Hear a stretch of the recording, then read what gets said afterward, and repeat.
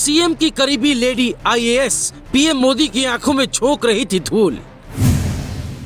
दिल्ली से पीएम मोदी भेजते पैसा, झारखंड में डकार जाती आईएएस पूजा।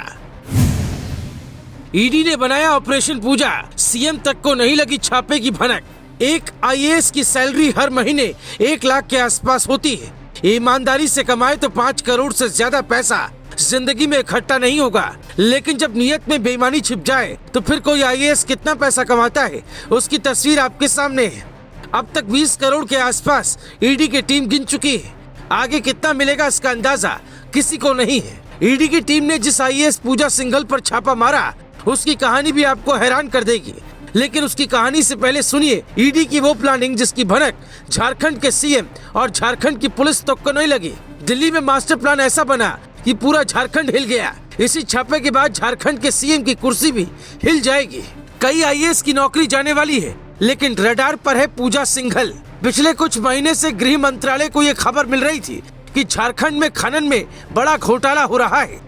घोटाले की आंच में कई आईएएस और कुछ हैरान करने वाले नेताओं का नाम भी शामिल है। ईडी ने पहले रेकी की जानकारी जुटाई।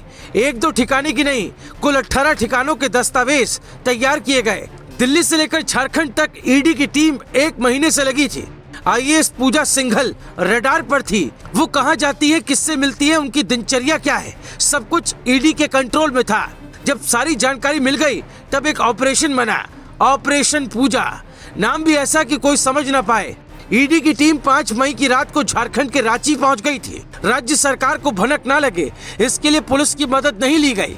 ईडी की टीम ने सीआईएसएफ और सीआरपीएफ की मदद ली और फिर शुरू हुआ एक ऐसा ऑपरेशन जिससे पूरा देश हिल गया। सीएम की खास आईएएस पूजा सिंघल के 18 ठिकानों पर एक साथ छापेमारी शुरू हुई।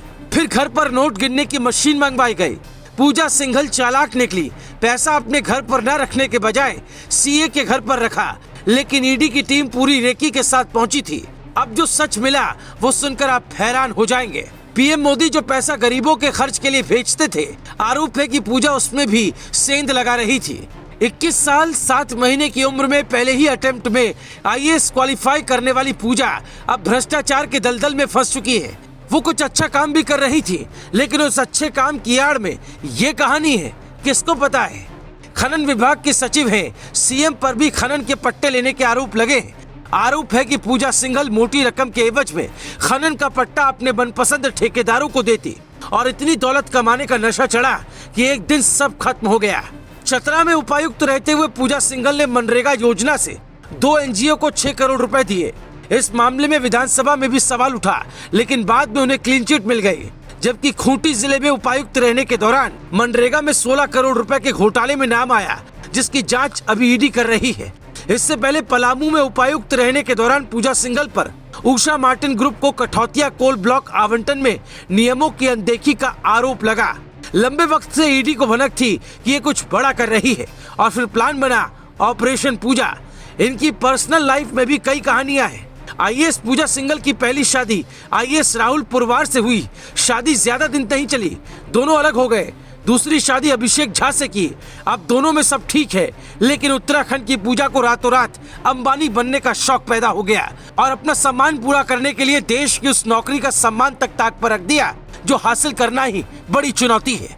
देहरादून में जन्मी सिंघल ने गढ़वाल विश्वविद्यालय से पढ़ाई। आईएएस बनी तो पिता का नाम रोशन किया। पहले प्रयास में आईएएस की परीक्षा पास की। वो अपने स्कूल के दिनों से लेकर विश्वविद्यालय की परीक्षा तक टॉपर की सूची में शामिल रही और उनका एकेडमिक ट्रैक रिकॉर्ड काफी बेहतर रहा।